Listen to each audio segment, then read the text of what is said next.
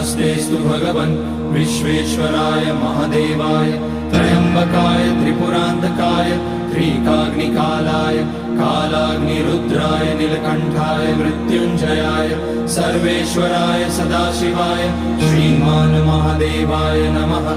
ॐ नमः शम्भवाय च मयोभवाय च नमः शङ्कराय च मयस्कराय च नमः शिवाय च शिवतराय च। ॐ त्र्यम्बकं यजामहे सुगन्धिं पुष्टिवर्धनम् उर्वारुकमिव बन्धनान् मृत्योर्मुक्ष्यमामृतात्। नागेन्द्रहाराय त्रिलोचनाय भस्माकराय महेश्वराय नित्याय शुद्धाय दिगम्बराय तस्मै नकाराय नमः शिवाय। मन्दाकिनी सलिलचन्दन चर्चिताय नन्दीश्वर प्रमथनाथ महेश